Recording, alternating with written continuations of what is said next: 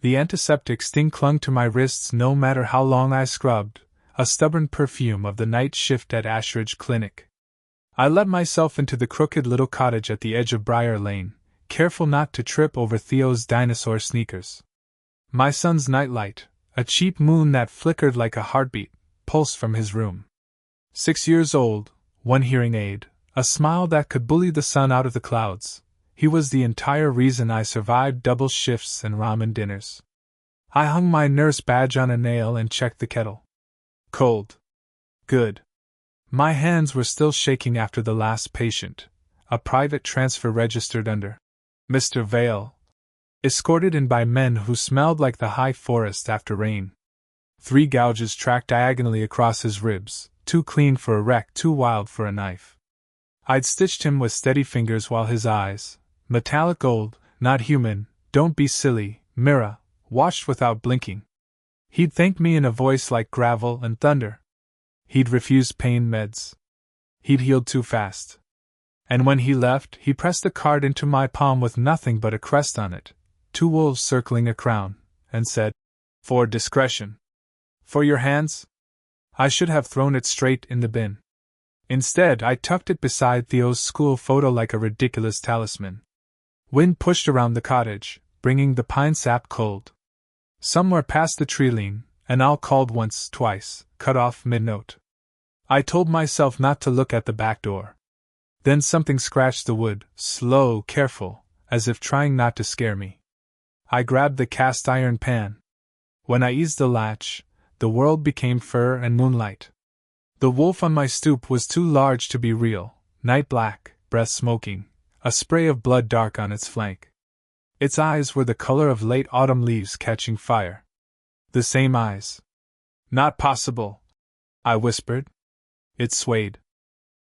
And because I am exactly the kind of omega-hearted fool who can't leave anything bleeding on a doorstep, I stepped aside and said, "Okay. In." The animal crossed my floor like a shadow wearing weight. It halted by the table, legs shaking. I breathed like we teach anxious patients, 4 in, 6 out, and reached for the emergency kit I keep under the sink. The wound's edges glittered with something that wasn't blood. Silver. Instinct said so, an old superstition my grandmother had muttered over cracked teacups. Silver burns the cursed child. I don't believe in curses, I told the wolf. My hands moved anyway, saline, gauze, threaded needle.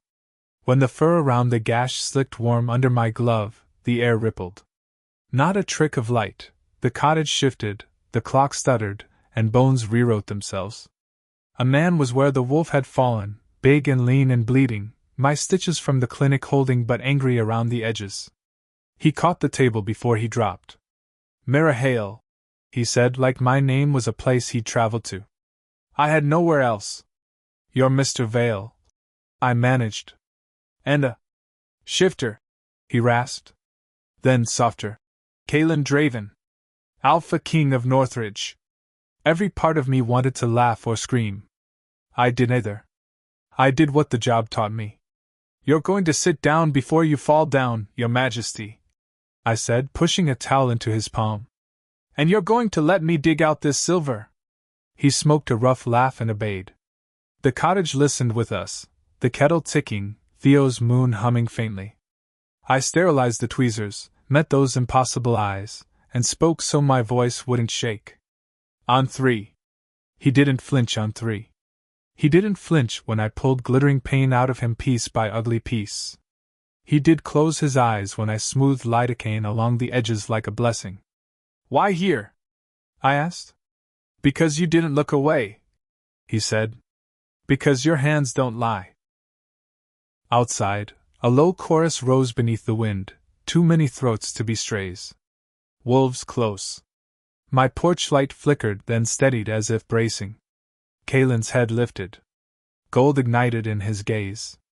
"My sentries," he said. Then, after a beat, "And their shadow. South Reach." "How many?" "Enough to make dawn complicated." Complicated arrived before dawn. It wore eyes like coins scattered in the treeline and padded circles through my yard. The chorus divided into 2 harmonies, one taut as bowstring, guarding, and one that prowled the edges with oil-slick hunger. I dragged the heavy dresser against the back door, wishing wildly for a second pair of adult hands. Theo shuffled into the hall, hair standing up in small, faithful storms. "Mom?" he signed and spoke, soft as the night light. "What's that noise?" I knelt so he could see my mouth. "Just dogs, love. Big dogs." He peered past me, spotted the very large, very not dog man at my table, and blinked solemnly. "Hi!" Kalen, Alpha, King, Impossible, rose to a careful half-bow despite the gauze on his side. "Hello, young sir. This is Theo," I said. "He's 6 and allergic to walnuts and trouble." Theo puffed up, pleased. Then the house flinched. Something hit the back wall with a sound like a tree deciding to be somewhere else. Another scratch, sharper. Wolves testing. Kalen's face smoothed into the kind of calm that has iron beneath it. "They're marking the line," he said. "Northridge holds your ground. Southreach wants me out in the open. Wants you scared." "Congratulations," I said tightly. "It's working." His gaze softened. "Breathe, Omega. Let me place my people." He lifted his chin. The air answered, no, not air. Presence. The guarding howls shifted. A circle tightened around the cottage. The hungry ones paced harder, and then stilled as if a boundary had burned into the earth. "Did you just draw a fence?" I whispered. "Claimed a perimeter," he said. "My scent, my order. Under moon pack law listens." He looked at my son, then at me. "I'll have you out before sunrise. And if you can't? Then we hold." His mouth curved, not quite a smile. "I'm good at holding." Southreach did not like fences. Twice, something heavy slammed the back steps. Twice, the circle of Northridge wolves surged and shouldered it away. Kalen's breathing steadied as the worst of the silver flush faded. I taped fresh gauze, checked cap refill, pretended not to notice the way his skin ran too hot to be human. "What do I tell my kid when he asks what you are?" I asked. "The truth," he said. "That a man can carry a wolf, and a wolf can carry a crown, and both can keep their promises." Theo tugged my sleeve. "Is he a good guy?" I looked into predator eyes and found the inconvenient thing I'd noticed at the clinic, not gentleness. Kings can't afford that. Something like restraint sharpened into purpose. "Tonight," I said, "he's on our side." Kalen tilted his head, listening to voices I couldn't hear. "Southreach brought an alpha of their own," he said at last. "Lorik. He'll challenge at the rim when the light turns." "Challenge?" "Dominance," he said simply. "One king against one alpha, clean terms, pack as witness. If I answer, they cannot touch you while we stand. If I refuse, they'll pour through your door. You're injured. Kings don't get sick days." He caught my look and added wry. "We also don't get to lose." The cottage clock ticked toward gray. I shoved Theo's backpack under the table, snacks, inhaler, his favorite car. I wrote a note from Mrs. Kearney next door and immediately tore it up because what was I going to say? "Hello, the Alpha King dropped by and now our yard is full of wolves?" "Mira," Kalen said. "If we leave now through your storm covert, I can get you to a car and my wardens can drive you east. Safe house in 90 minutes. And you?" "I stay," he said, as if gravity were a decision. Something bitter and small in me wanted to say, "Not my war." Then Theo's fingers searched for mine, finding the pulse. Then I remembered the way Kalen had come to my door because he believed my hands could help. "If we run," I said, "we teach my kid that we run." His mouth did something like a smile and a vow at once. "Then we hold," he repeated, and the word felt like a wall put up in the right place. Dawn gathered low and silver in the pines. The front yard emptied until only 2 wolves faced each other on the frost-wet grass, mine by accident, theirs by intent. Kalen stepped outside without looking back. He didn't glow. He didn't roar. He simply walked the way kings must walk when rooms and forests both belong to them, like each footfall writes law. Across the line, the Southreach Alpha padded forward, moon-gray and scarred, eyes like pennies sunk in ice. Lorik. The way the circle tightened told me the name meant old fear. Terms, Kalen said, voice even. 1 mark. 1 fall. Lorik rasped, as if English wasn't his first language anymore. Winter keeps ground. Keeps humans. The word humans made my skin crawl. I felt Theo lean into my hip. Mom, he whispered. Is this a game? It's not our game, I said. But we're going to watch our friend win. The world contracted to breath and frost when they moved. No dance, no flourish, impact. A crash of bodies that bent the grass. A flash of teeth like winter. Lorik went low for the healing wound. Kalen turned with it, took the rake of claws on a safer angle, punished the opening. He fought like my best patients did, the ones who couldn't afford to fail, no wasted motion, no pretty pride. I thought of how many times I'd told anxious fathers in the delivery room to breathe with their partners. I did that now, ridiculous under a sky full of wolves. Inhale when the black wolf surged, exhale when he yielded. Theo copied me, little chest rising like a metronome. Hold your line, Kalen growled, not to me, to his own body, and then everything turned. He let Lorik overextend, rolled weight like a tide, and closed his jaws not on the throat, but on the shoulder. A dominance hold. A choice. The circle of Southreach wolves rippled, confusion in their posture, fury in their tails. Lorik went still. It should have ended there. It almost did. Then a shape broke the ring, thin, fast, wrong. Not wolf. Human, with a rifle lifted from the hip. The crack split the morning. Kalen jerked, and the smell of silver burned the air. I was moving before I knew I'd moved. Stay! I barked at Theo, already out the door, already a body with a nurse's bag and a mother's rage. Northridge surged. The shooter didn't get a second shot. He didn't get anything ever again. But the first had done its work, a streak of blood along Kalen's side that smoked where it touched air, not from heat but from metal. No, I said, a prayer and a refusal. I went to my knees in frost, the cold climbing through my scrubs. Kalen staggered but did not fall. He did not even unclench his hold until Lorik thumped his head to the ground in submission. Only then did he let go. Only then did he let me put hands on him. It's fine, he said, lying. You've told lies before, I said, tearing open the silver kit, chelator, sterile tools, the small ampoules I never thought I'd use for anything more exotic than an antique ring swallowed at midnight. But not to me. The pellet had lodged shallow, blessed physics, but the burn around it was angry. I cleaned, drew again, swore softly, flushed, pressed. Kalen's breath went thin and strict. He did not look at the forest, or his wolves, or the enemy. He looked at me. Hands steady, he murmured. That's what they're for, I said, and the pellet came free, ugly bright. I dropped it hissing into the steel bowl. Behind us, Lorik lifted his head. He made a sound like an old door. Then he rolled onto his belly and pushed his nose into the dirt at Kalen's feet. Southreach wolves sank back, ears flattened, anger leashed to law. Challenge honored, Lorik said, rough. Ground is yours.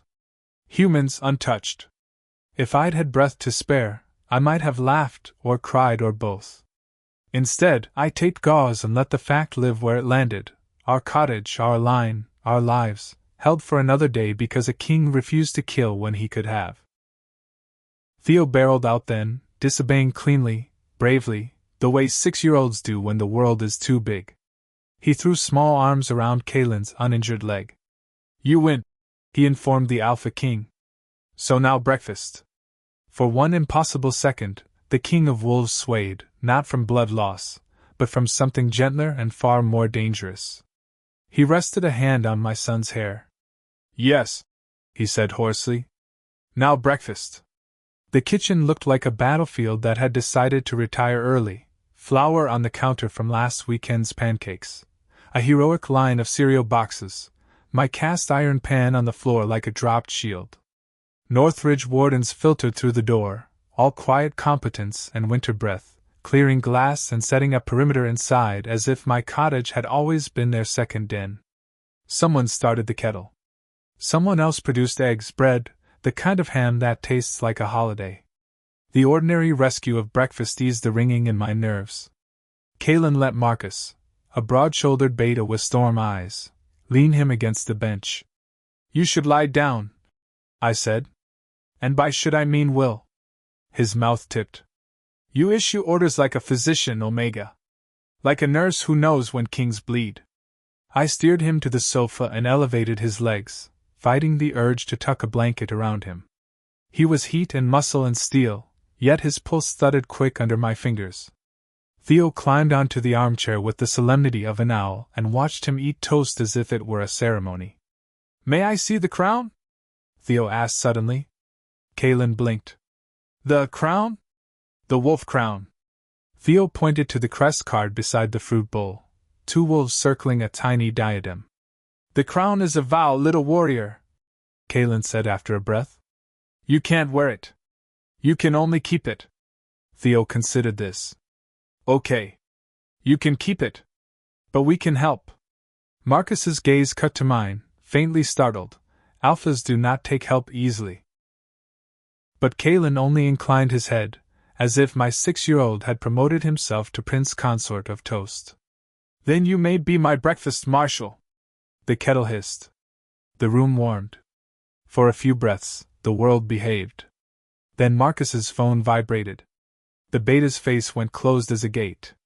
"Southreach fell back to their ridge," he reported. "But they left a sign on the old border stone." He looked at me. "Painted letters. Human words." Kalen's eyes cooled. "What words?" Marcus swallowed. "Omega Queen, go home." I laughed because the other option was screaming. "I am not a queen," I said too fast. "I'm a contract nurse with a mortgage-sized rent and a child who needs speech therapy." "Queens are not crowns," Kalen replied, voice mild, the warning under it unmistakable. "They are center lines. Southreach means to cut mine." Marcus shifted his weight, a soldier doing math. "We should move them now, my king. Manor security is absolute. Wards are set. The eastern gardens are insulated from scent tracking." "Manor?" I echoed. "Black Spire," Kalen said, like it was a place out of a book that somehow paid taxes. "My seat. Granite, too many stairs, a library that thinks it's a dragon horde. You'll be safe there." I looked at Theo, who had discovered that butter makes everything a moon. He looked back, reading my face with the unerring clemency of children. "Is it a castle?" "Not by technical definition," Marcus muttered. Theo squinted. "Does it have towers?" "Yes," Kalen admitted. "Then it's a castle," Theo ruled, and something that had been clenched in my chest eased by a millimeter. We packed in 10 minutes. 2 backpacks, my license, the framed photo of my grandmother with her wild hair and wilder grin. I left the bills on the counter because I could not carry them. Northridge wardens ghosted around the yard, their gray coats catching light at the seams. When we stepped outside, the circle widened, wolves parting to make a lane. "Will the house be okay?" Theo asked, looking back. "We'll post 2 at the line," Marcus said. "Nothing crosses without our mark." "Nothing?" I said. "Not even the mailman." The caravan idled at the verge, 3 SUVs the color of wet ravens. Kalen paused before climbing in. He touched the doorframe, then the soil, then his chest, a quick triad of gestures that felt older than speech. "What was that?" I asked. "A keeping," he said. "Land, pack, self. The only triangle that matters." As we pulled onto Briar Lane, the pines thinned to the stubborn practicality of town: gas station, feed store, the clinic that still smelled like my hands. The world looked unchanged. But the wolves traveling a polite 3 car lengths behind us made every passerby glance twice and then look away, the way people do when they sense a king and don't have a word for it. Black Spire did not so much appear as collect itself from mist. Stone terraces stepping down a hill, mullioned windows flashing brief maps of sky, a central keep shouldered by newer wings in dark slate and glass. The gatekeeper nodded as if my presence were a scheduled delivery of oxygen. When the SUV rolled under the arch, Theo pressed his nose to the window and fogged up a small universe. "Welcome home, Your Majesty," said a woman waiting on the gravel, tall, sword-calloused hands, hair braided like a river. "Welcome, Ms. Hale. I am Ilara, captain of the wardens." "Captain," Kalen acknowledged. "Set the eastern ward at high. Who else is inside?" "Council arrived at dawn. Healers are prepped. The archivist has been awake all night and is feral with joy." Ilara's mouth twitched. He heard the word prophecy. Kalen sighed toward the heavens, which did not intervene. Of course he did. We were ushered not into a throne room but into a hall that smelled like rosemary and old paper. A physician with silver thread at his temples performed an unflappable exam, murmuring in a dialect that sounded like mountain water. I explained what I'd done, chelator and all. He listened, nodded once, and handed me a pair of sterile gloves like a colleague, not a civilian. "Your hands are packed now," he said simply. "If you consent." "Consent." The word landed like a key. "I consent to helping your patients," I said. "I do not consent to being anyone's symbol." Ilara's eyes sparked. "Good," she said. "Symbols shatter. People endure."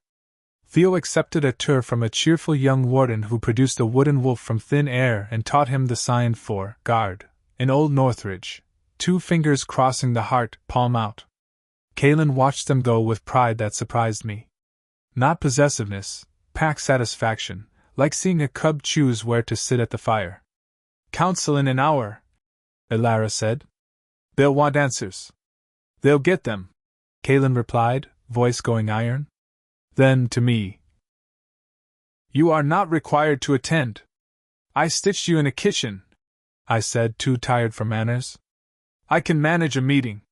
His mouth quirked. "As you wish, Omega." "Stop calling me that like it's an insult." "It isn't," he said, gentle for once.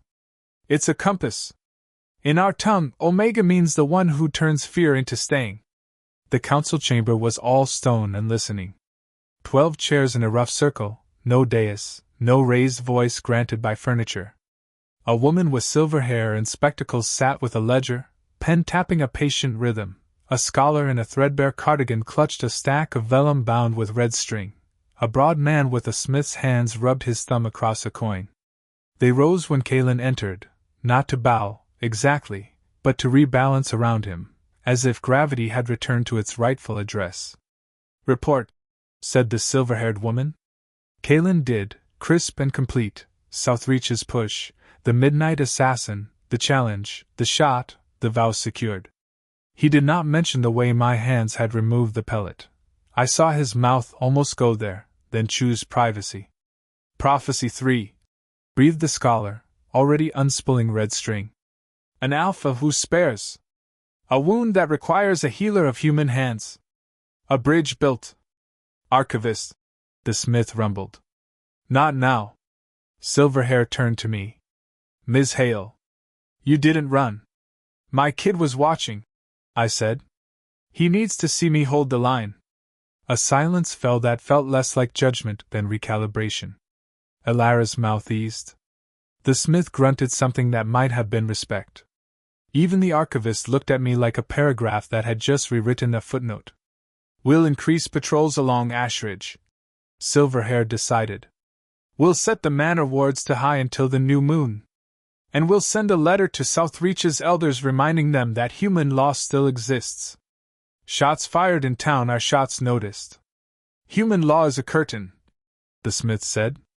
"Even curtains block wind," she returned. Kalen's gaze found mine across the circle. I felt something pass between us, agreement maybe. Or the shared knowledge that 2 worlds were already bleeding into each other, and we were the ones holding the bandage. "One more item," Silverhair added, pen pausing. "The sign at the border stone. Cowardice with paint," Ilara said. "Paint can become fire," the archivist murmured. "Let them send words," Kalen said, voice low. "I answer with deeds." He stood, chair whispering on stone. Council adjourned. See to your spheres. The room dispersed like a flock. He waited for me at the door, something unreadable in his face and entirely readable in his hands. He kept them relaxed so I would not see they were shaking. Afternoon found me in the eastern garden, where hedges clipped into wolfish curves through patient shadows and a fountain murmured a language that could have been prayer. Theo and his new wooden wolf conducted a serious exploration of every bench. I sat on warm stone and tried to write a list titled New Life, but the pen stalled at the second bullet. Learn pack rules before accidentally insulting a duke who is actually a baker. Alara says you learn by bumping into them, came Kalen's voice. He didn't sit until I nodded. Kings ask permission in private, I thought, and wondered how many rooms had forgotten to teach them that. You're supposed to be resting, I said. I rest badly when I cannot see the people I promised to keep. He tipped his head as Theo pretended to command the hedges. Your son is fearless. He's careful, I corrected. He measures. He runs toward, not into. That's fear turned to choosing, he said, and for once the word omega tasted like a compliment in my mouth. I closed my eyes and let the day touch my face. What happens now? Security. Letters. Politics in 3 languages, he said. Then quieter. And a longer plan. The world is narrowing, Mira. Cameras on every porch. Gene tests in every clinic. We can't live in the understory forever. You want to reveal yourselves, I said, remembering the conversation in my kitchen. I want to choose how, he said. With allies in the right places. With healers who don't faint at fur. I didn't faint, I said indignantly. You stitched while an army breathed at your door, he said. You chose. So did I. The fountain kept speaking. Theo's laughter sketched light on stone. I reached for honesty because everything else had cost too much already. When the sign called me Omega Queen, my first thought was, not no. His inhale stuttered. He did not look at me, he looked at the water as if it held law. Mates, he said finally, the word shaped like something precious carried through fire, are not claimed by decree. We don't brand. We ask? We keep asking. Good, I said, throat tight. Because I'm still learning how to breathe here. Then we breathe, he answered, and for one gentle minute, king and nurse and boy and carved wolf existed in the same unbroken sentence. Night returned with a different kind of teeth. Not South Reach at the border, but a sound inside the manor that didn't belong, an electrical hiccup, then a hush that felt engineered. Alara's voice snapped over the intercom. Ward flicker, East Corridor, 3rd floor. Boots answered from every direction. Stay with Theo. I told Kalen without thinking, already moving. He caught my wrist. You don't hunt shadows, he said. I do. I chase beeping monitors at 3 a.m. with no backup and a doctor who thinks coffee is a personality, I said, jerking free. Show me your 3rd floor. We went together, Alara on point, Marcus the tide at our backs. The corridor smelled faintly of ozone. A ward rune above a window guttered and steadied, guttered again. Alara swore in a language with more consonants than mercy. Inside job? Marcus asked. Or a clever rat who found a hole? Alara said. There. A whisper of movement. I didn't see the figure so much as the absence where he should have been. Alara tackled there. Marcus hit the opposite wall, a phantom crashing. Kalen moved like law-made flesh, and then he wasn't looking at the intruder at all. He was looking at the window. Glass, he said. Check the lead. I blinked, then understood. The ward was painted on the lead lattice, not a symbol but a circuit. If the line had been scored. Here, I said, dropping to my knees on the sill. A faint scratch on the lead traced a careless loop through the rune's belly. It's cut. Just enough to flutter. Alara's eyes sharpened. A test. Not an attack. Someone mapping our thresholds, Kalen said, anger quiet and surgical. He straightened, all Alpha King again. Double the ward net. Call the smith for cold solder. And put watchers in the walls. In the rats, Elara said grimly, understanding. Our rats. The intercom crackled again, softer this time. The archivist, breathless with unholy delight. A note arrived in the library, he announced. Typed on paper. Imagine. It says, if you won't bow to the old ways, we'll make you kneel to new ones. Elara rolled her eyes. Dramatic. Kalen didn't smile. He looked at me. They've stopped throwing paint, he said. They're learning where we break. Then we don't, I said. Not where they expect. He exhaled. Something like pride warmed the stone-cold hall. Omega, he said, the word a vow, not a rank. We won't. Morning dragged politics behind it like a net full of sharp things. Black coffee appeared, so did maps. Elara spread blueprints of Black Spire across a long oak table, foundations like rib bones, stairwells like arteries, secret stairs like veins. Someone had penciled wolves along the margins as if the manor were an animal that could be coaxed to run faster. The lead runes carry the ward's current, Elara said, tapping the latticework plan. Score the lead, flutter the ward, slide a body through in that breath. Southreach didn't invent this, Marcus said. This is city craft. Humans? I asked. Humans who sell clever, Elara answered. Smugglers break artists. Old enemies hire new ones when pride is expensive. Kalen stood at the window, profile cut in winter steel. We adapt, he said. Double-runed lead. Copper shadow underlay. Expensive, Elara murmured. Cheaper than blood. He looked at me then, and something in his gaze turned a degree gentler. You have work at the clinic. I'm not leaving while you're digging gremlins out of your walls. You're not leaving because you think leaving means choosing out. He crossed to me, speaking so only I could hear. Omega, nothing about you is halfway. That's useful and dangerous. Go to Ashridge. Hold your old line while we fortify the new. He was right. I hated that he was right. Fine. But I'm not walking alone. Elara will send 2 in plain clothes, he said. Marcus will ride Shadow. Theo made a face when I told him school came with towers now. Do I have to do spelling? Yes. Do I get a wolf at recess? No. Can I have 2 wolves at recess? Elara? I called. We'll assign one very bored warden to watch from the hedges, she said serenely. Theo pumped a fist.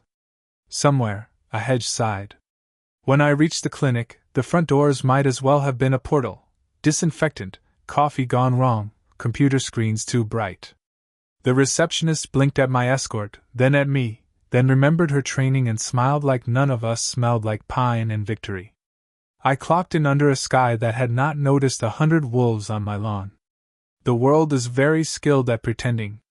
The morning list was ordinary in the way meteor showers are ordinary if you never look up. Strep, stitches, a construction worker who'd met a nail with his thumb. I was irrigating gravel out of an elderly runner's knee when a code buzzed the corridor. Respiratory distress, Bay 3. I ran. The patient on the gurney was a kid, college hoodie, lungs clawing at air. His friend babbled about a party, about a dare, about smoke that wasn't smoke. His pupils were wrong, pin flares, chemical edge. He didn't just need oxygen, he needed antidote. Marcus, I said under my breath, though he was nowhere near. Old habit now, talk to the pack even when they weren't in the room. Hold the door shut.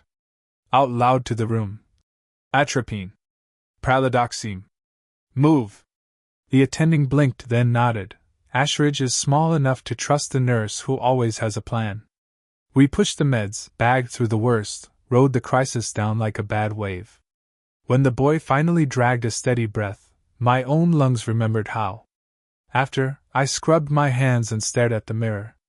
A woman looked back who didn't quite fit the old frame. Same messy bun, same stubborn mouth, but there was a different gravity where my collarbones met, as if a crown I wouldn't touch had set its weight there anyway. On my break, I checked messages. 3 from Mrs. Kearney, bless her, offering pie and opinions. 1 from a blocked number, a grainy photo of my cottage with red letters across it, Omega's cage. Another photo followed, the clinic doors. My name badge. The caption read next. My hands didn't shake. They went still. I forwarded the images to Ilara. The reply arrived before my phone even finished vibrating. On it. Eyes out. Leave by north lot. I finished my shift because abandoning patients is a kind of wound. Then I walked out the north lot with my chin up as if scorn were a scarf. An unremarkable sedan rolled after me, too casual. Marcus's motorcycle ghosted behind it, too patient.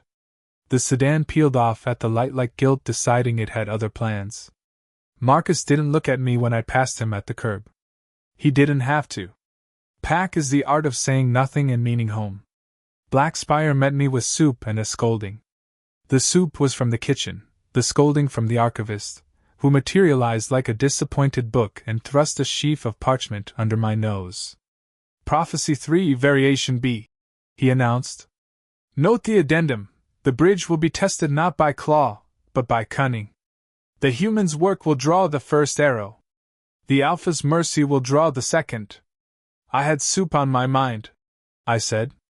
Now I have arrows. Soup first, Ilara said, rescuing both me and the parchment. Then arrows. Kalen arrived with the weather in his coat and stress at his temples. He listened to my account of the text messages, asked for copies, asked for the clinic's camera angles, asked if I had eaten. When I said yes, he exhaled like a man told his fortress would hold through noon at least. We can move you to the west wing, he offered. Less exposure to the road. Extra warding. I want the east, I said, surprising us both. The garden. The fountain. Theo thinks the hedge is training to be a dragon. He sleeps when he watches for sparks. His relief was visible and respectfully contained. East wing it is. Before dinner, a messenger hawk, yes, a real hawk. Yes, I had questions, swept in through the open clerestory and perched on Ilara's arm.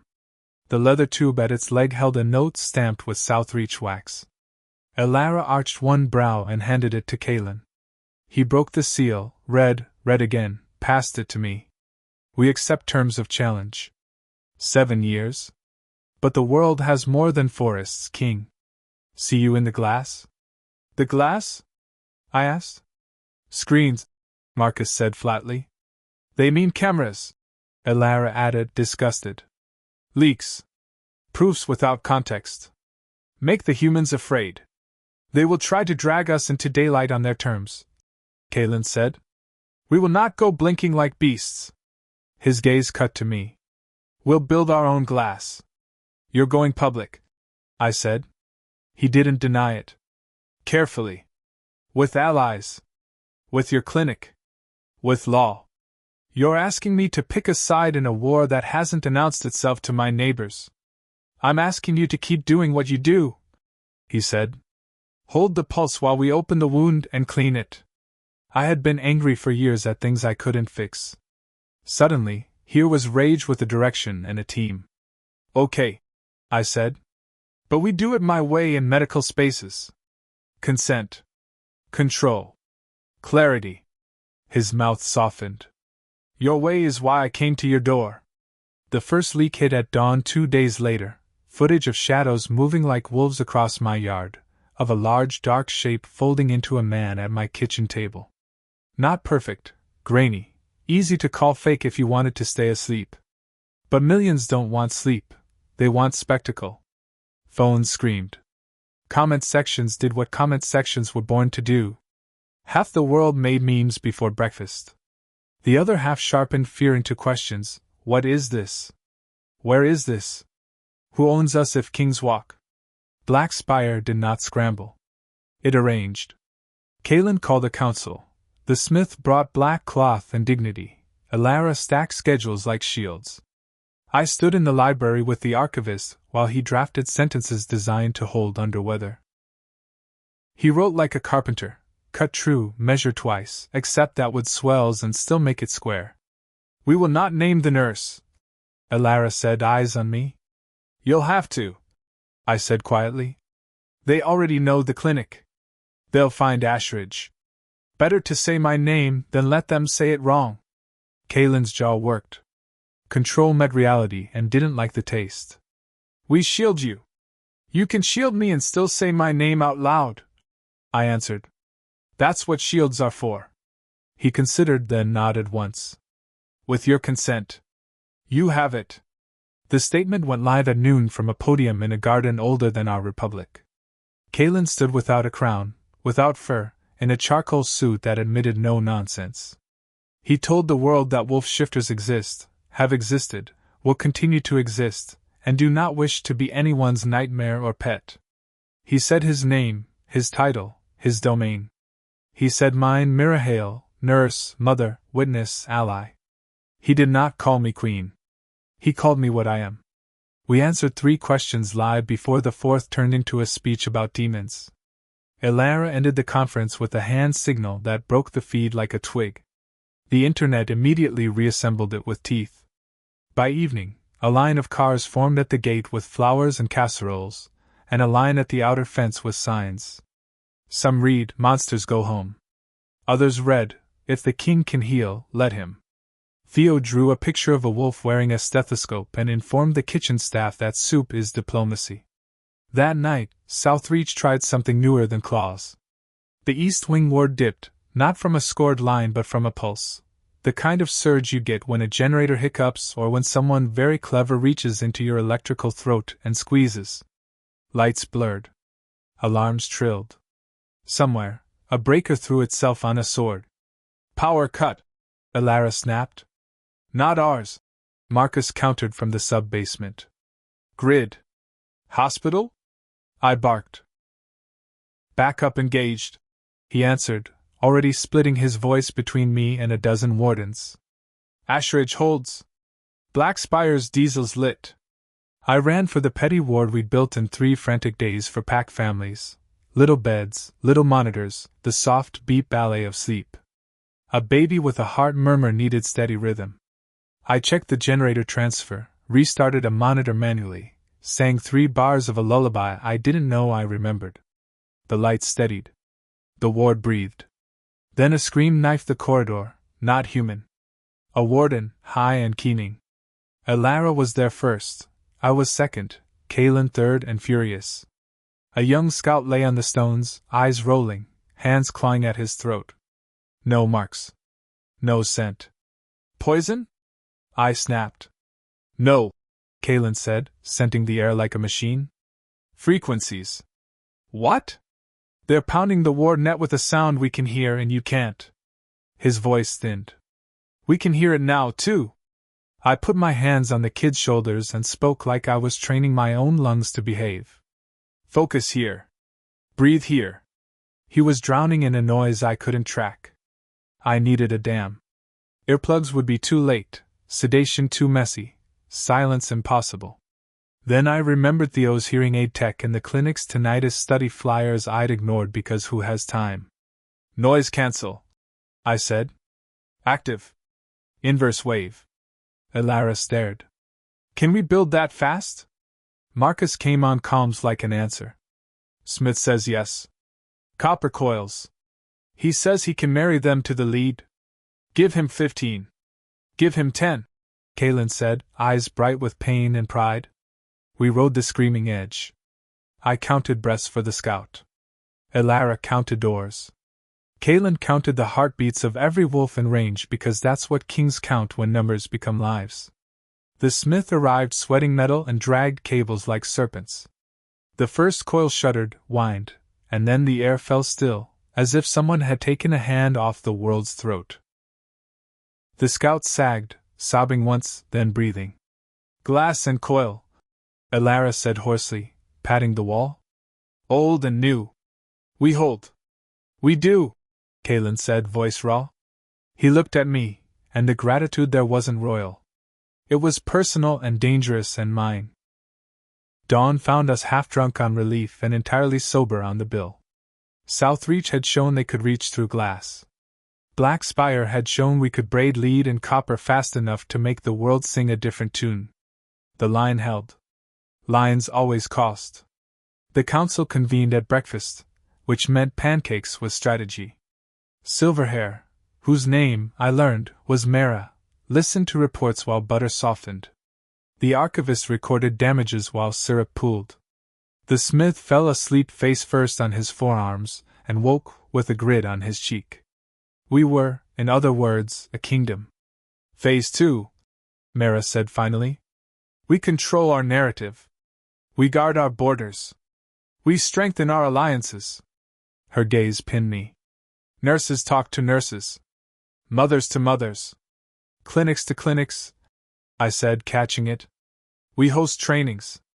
Pain control that works on shifters. De-escalation with claws in mind. We publish. Publish where? The archivist asked warily, as if the word were a cat unlikely to come when called. In journals, and also where people actually read, I said. Plain words. Consent.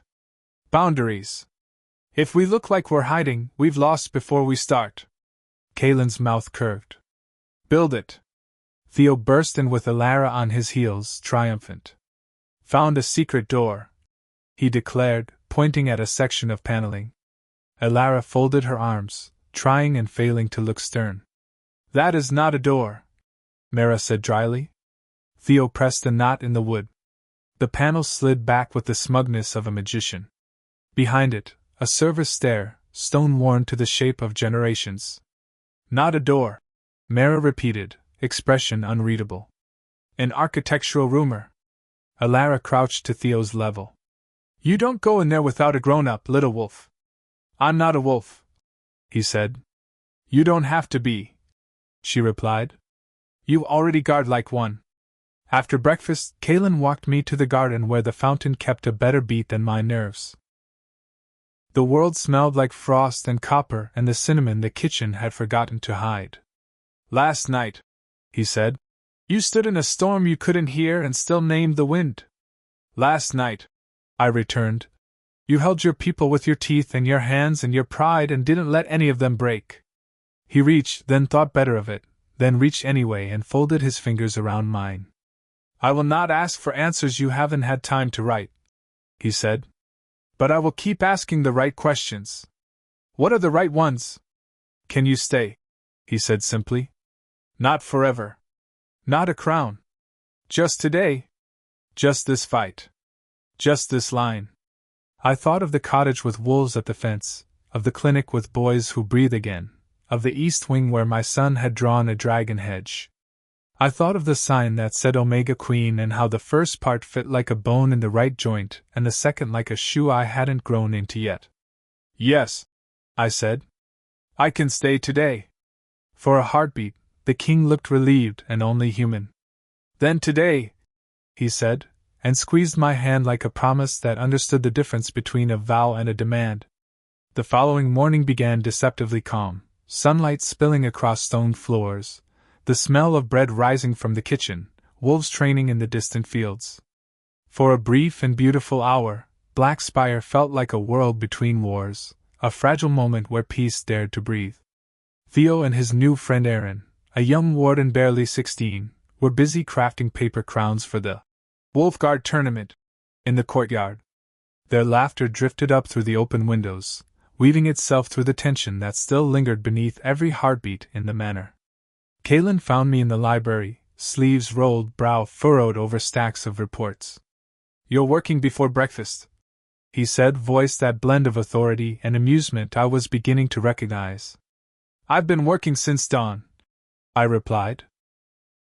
The clinic sent new data.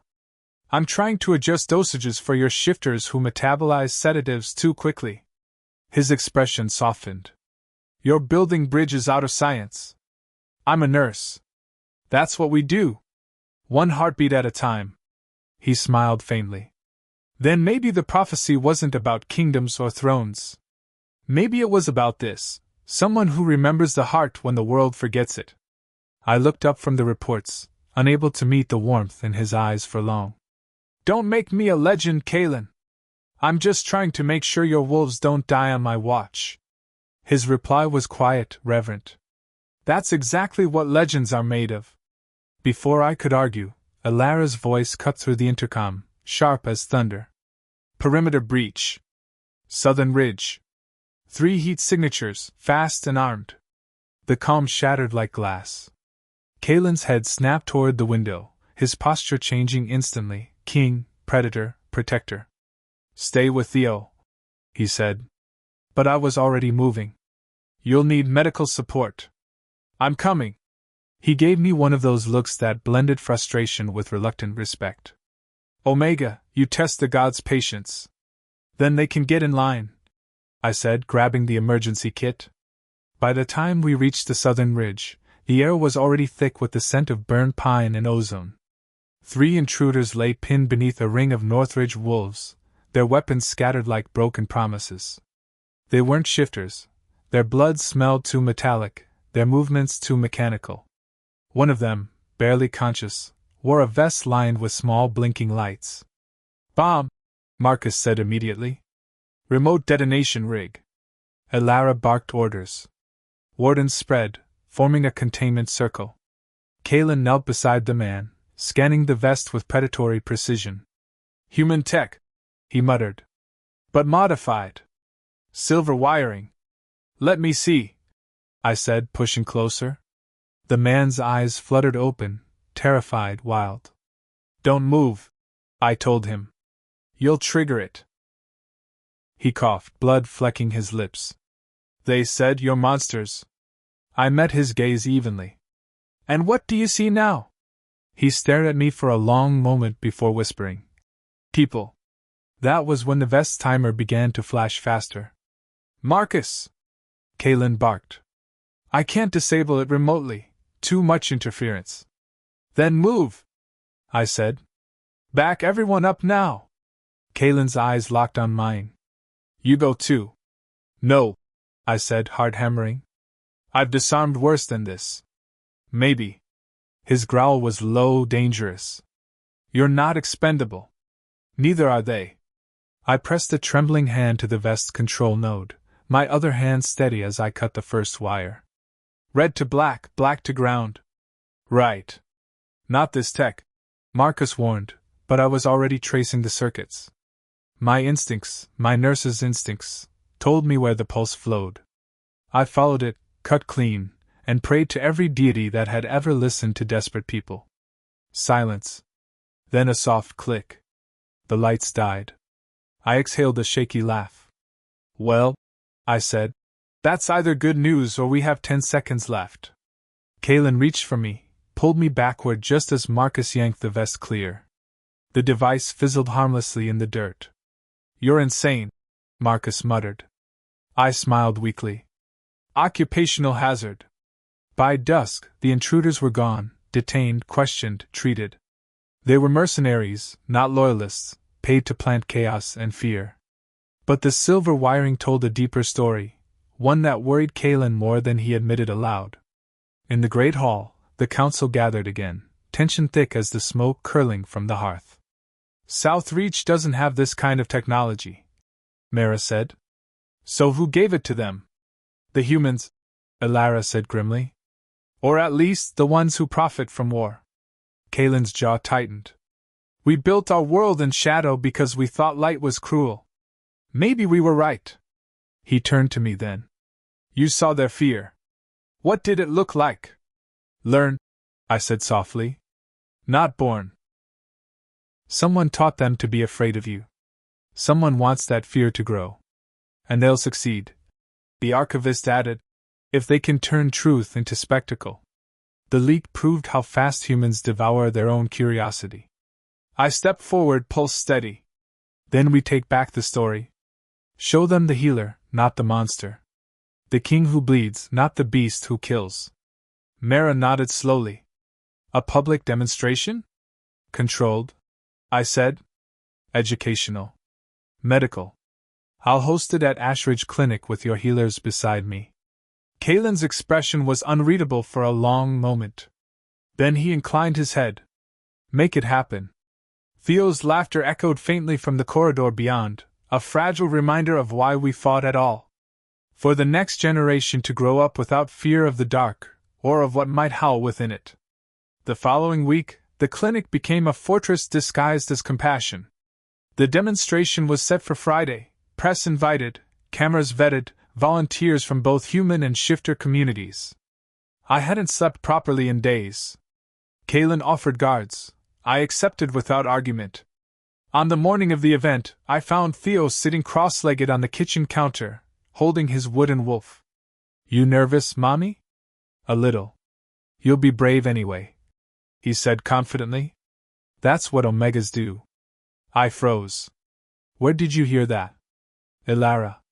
She said Omegas are the ones who keep everyone together when the world's loud. I smiled faintly, tucking a curl behind his ear. She's not wrong. At noon, the press arrived, reporters, scientists, skeptics. I stood beneath the clinic's white lights beside Kaelin, his presence quiet thunder beside me. Cameras clicked. I demonstrated the treatment protocol I'd developed, a serum that neutralized silver toxicity in shifter blood while remaining safe for humans. The crowd watched as a young Northridge scout, volunteer, brave to the bone, extended his arm for injection. This is not magic, I told the cameras. It's biology, trust, and cooperation. Two worlds learning the same language. The serum worked flawlessly. The scouts smiled, showing teeth that were entirely human, and the room broke into applause. But not everyone clapped. At the back, a man in a dark coat slipped away through the exit, unnoticed except by Marcus, whose eyes tracked him like a hawk. Later, when I asked what he'd seen, Marcus only said one word: South Reach. And the unease that had been sleeping in my ribs woke up again. The next evening, the quiet didn't last. Marcus intercepted another transmission, short, encrypted, brutal. Southreach was mobilizing, not to attack with teeth, but with proof.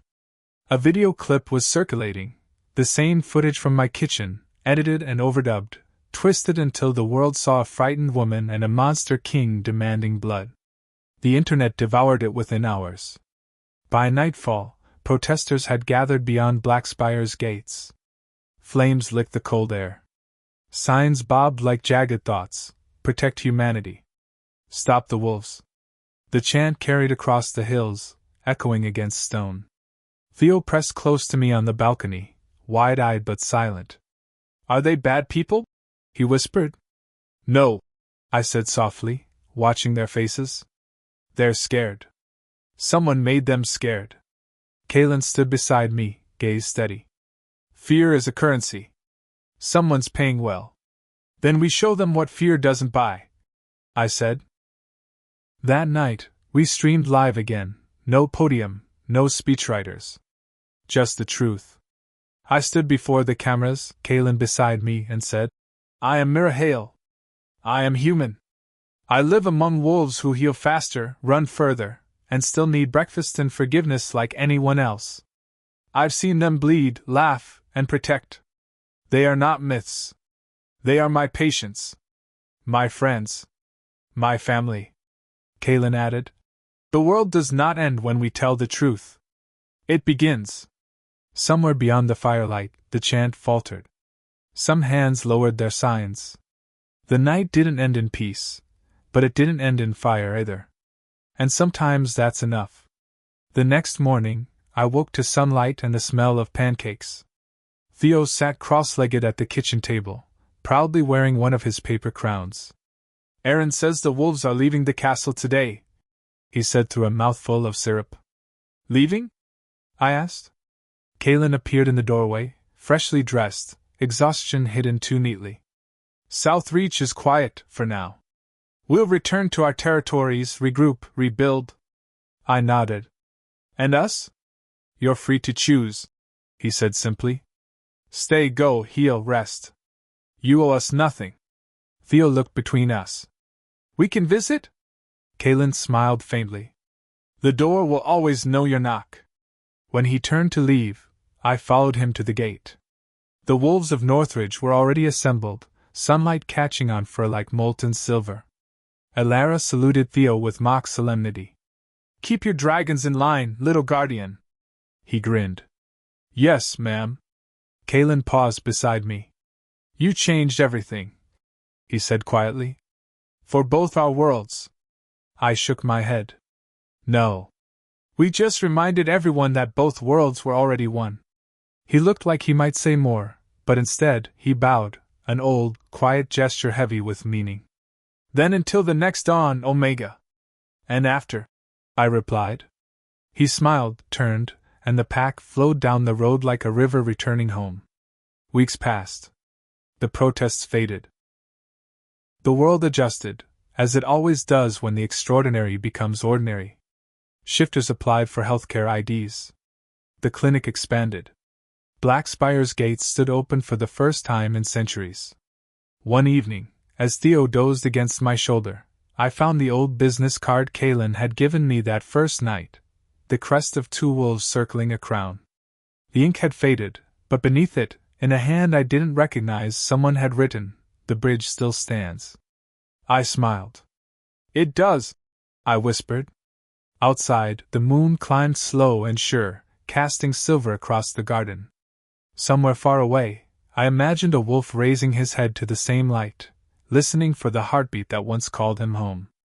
And if the night wind carried my name across the trees, I hoped it told him the truth. That the Omega never broke. That the nurse never ran. And that the king who bled beneath her hands taught her what it meant to stay.